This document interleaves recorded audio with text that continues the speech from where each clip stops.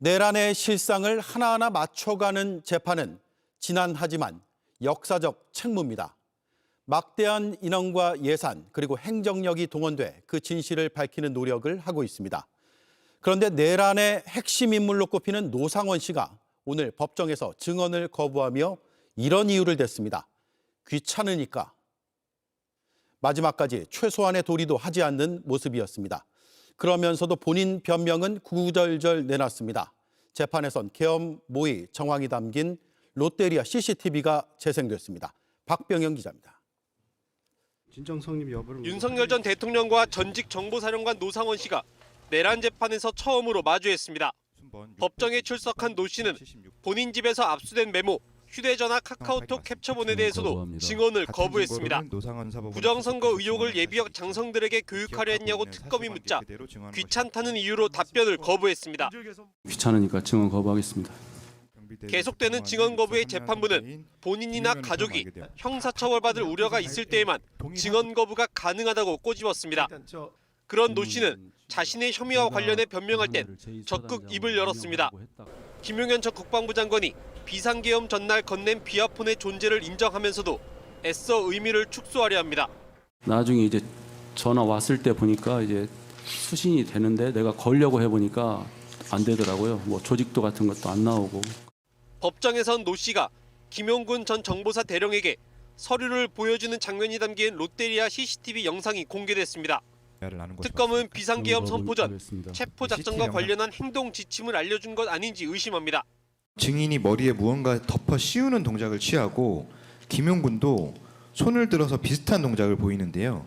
어떤 대화 중에 이런 동작이 나오는 것인가요? 잘 모르겠습니다. 그러면서 지난해 12월 1일 롯데리아 회동 땐 본인도 선관위에 출동하는 요원의 명단을 알지 못했다고 주장했습니다. 문상호 전 정보사령관이 노 씨에게 정보사 요원의 신상 정보를 건넨 혐의로 재판이 진행 중인 것을 의식한 겁니다.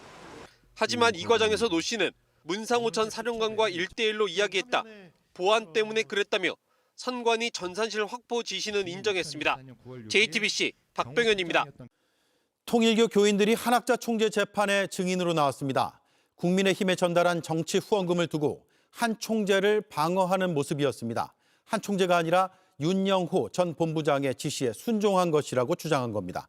하지만 한 총재의 지시를 가리키는 증거들이 법정에서 제시됐습니다. 김혜리 기자입니다.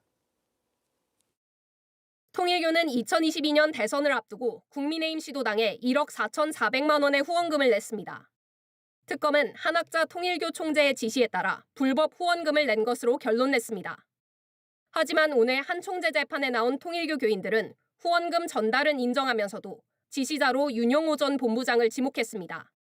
한 교인은 한학자 총재는 정치적 중립을 얘기했다며 윤영호 전 본부장 지시에 순종한 것이라고 증언했습니다. 특검이 정치적 중립을 지키라는 한 총재 지시를 어기고 윤 전 본부장 지시에 따른 것이냐고 되물어도 윤 전 본부장에게 순종했다고 답했습니다. 그러자 특검은 윤 전 본부장보다 나이가 많은 원로 아니냐고 지적했습니다. 한 총재를 지키기 위해 책임을 윤 전 본부장에게 돌리고 있는 것으로 의심한 겁니다. 법정에서는 대선을 앞두고 한 총재의 발언들이 담긴 메모들이 제시됐습니다. 대선 넉 달 전 통일교 교인의 메모에는 총재를 지칭하는 명칭인 TM이 우리의 정책 받아들이는 후보라고 말했다는 내용과 캐스팅 보트는 20만 명이면 된다고 적혀 있었습니다. 대선을 6일 앞두고 당시 윤석열 안철수 후보가 단일화 합의를 한 것을 두고 교인들이 주고받은 메시지도 공개됐습니다.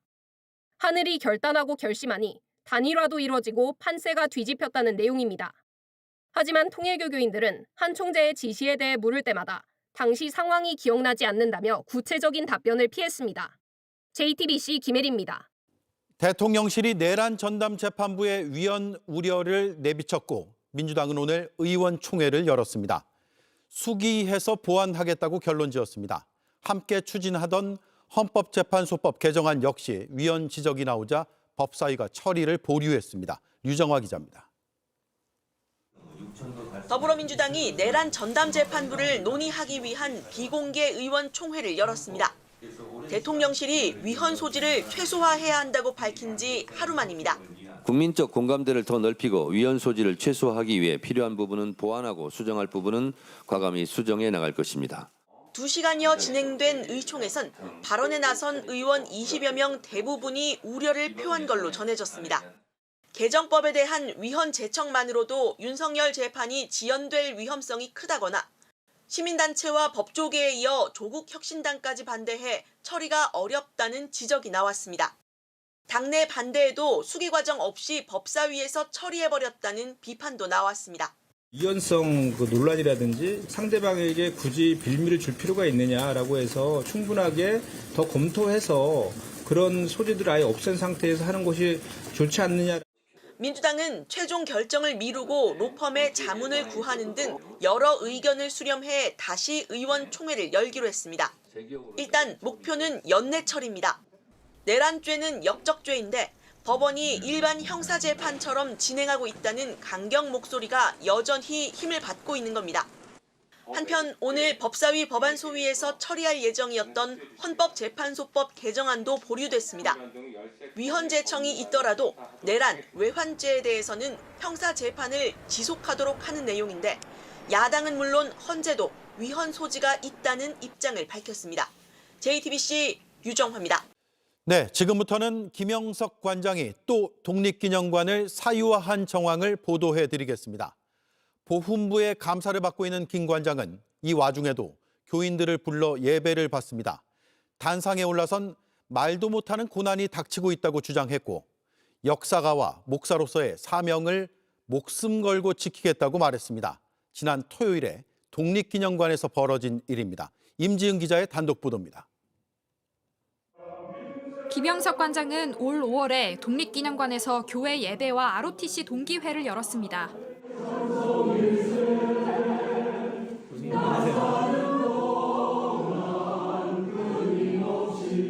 8월 JTBC 보도 이후 사퇴 압박이 커지자 김 관장은 국회에서 기자회견을 열고 언론을 탓했습니다.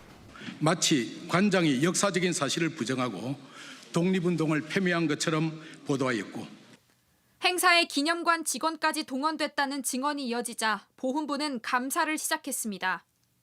감사 결과는 사흘 전인 이달 5일 김영석 관장에게 전달됐고 이의 신청 기간 한 달이 주어졌습니다. 그런데 결과 통보 바로 다음 날인 6일 토요일 김 관장은 독립기념관에서 또 예배 행사를 열었습니다. 한국 독립운동과 기독교의 만남 개막식이란 행사였는데 사실상 1시간짜리 예배였습니다.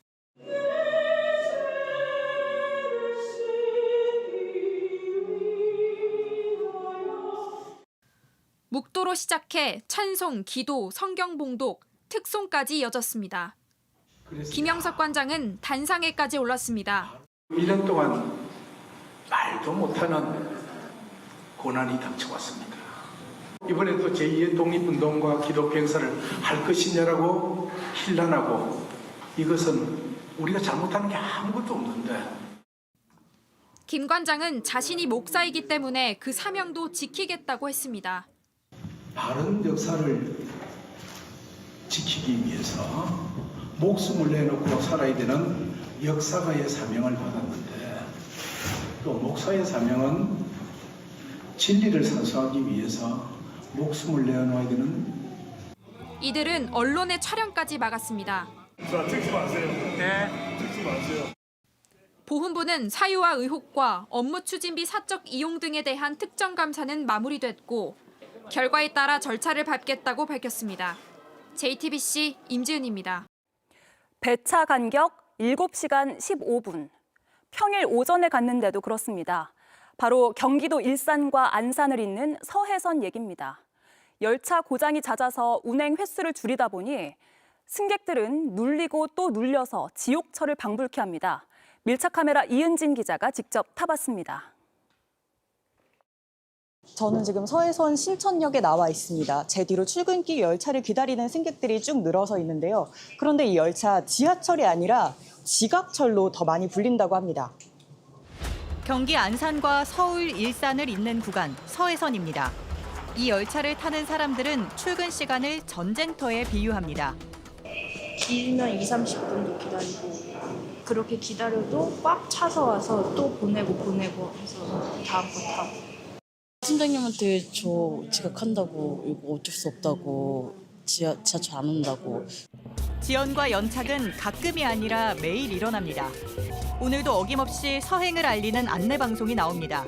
안전 확보를 위한 서행으로 운행이 지연되고 있습니다. 그러는 사이에도 승강장에 사람은 쌓이고 또 쌓입니다. 혼잡하니까 안쪽으로 좀 부탁드릴게요. 5분 늦게 도착한 열차에 승객들은 앞다퉈 뛰어갑니다. 놓치면 언제 다시 올지 모릅니다. 몸을 막 우겨 넣습니다. 무리에 타다 휘청이고 열차 벽을 짚고서야 겨우 바로 섭니다. 직접 타봤습니다. 손조차 움직이기 힘듭니다. 몸엔 압박이 오고 두 정거장쯤 지나자 숨이 막힙니다. 지하철 안에서 토하는 사람도 보긴 했어요. 앉아서 토하더라고요. 이 숨막히는 지각철. 몇 달 전까지만 해도 이렇지 않았습니다. 지난 10월 22일 차고지에서 출발한 열차가 길 위에서 반으로 뚝 끊어졌습니다. 점검을 했더니 다른 열차 여러 대에서도 연결 부위 결함이 드러났습니다. 문제가 된 제조사 열차입니다. 열차들 사이 연결 부위가 여전히 불안정한 상태라서요. 이렇게 못 들어가게 막아두었습니다. 그러면서 서행이 시작됐습니다. 코레일은 사고를 막겠다며 운행 횟수와 속도를 모두 줄였습니다. 가뜩이나 내량으로 승객을 많이 태우지 못하는 이 열차. 이제는 고장난 채 아주 느리게 달려야 합니다. 그나마 출퇴근 시간은 열차라도 오지만 나머지 시간대는 아예 운행하는 기차가 없습니다. 이 서해선 일산까지 가는 시간표를 보시면요. 아침 9시부터 저녁 7시까지 열차가 단 한 대도 다니질 않습니다. 그래서 앱으로 배차 간격을 보셔도 다음 열차까지 7시간 15분이 남았다고 뜹니다. 사정이 이렇지만 안내원도 안내방송도 없습니다. 시간표 표기는 복잡하고 이걸 못 본 노인들은 우두커니 기다립니다. 난 이거 못 보겠어. 뭔지 이해를 못해. 이게 시간인가? 없어졌어? 없어졌어요. 그럼 계곡에서 또 타야 돼? 예, 이것도 이제 저녁 7시에 온대요. 그럼 나 그거 기다리고 있었는데. 코레일은 열차를 다 고칠 때까지 적어도 6개월은 더 걸릴 거로 보고 있습니다. 올 때마다 한숨 쉬는 사람 많아요. 이게 언제나 나아지려나 하는 그런 한숨이죠. 열차가 정상화될 때까지 몇 달이 걸릴지 알 수 없습니다. 언제까지 기다려야 하냐는 시민들 질문에 책임 있는 답이 필요해 보입니다. 밀착 카메라 이은진입니다. JTBC 뉴스를 시청해 주셔서 고맙습니다. 저희는 저녁 6시 30분 뉴스룸에서 뵙겠습니다.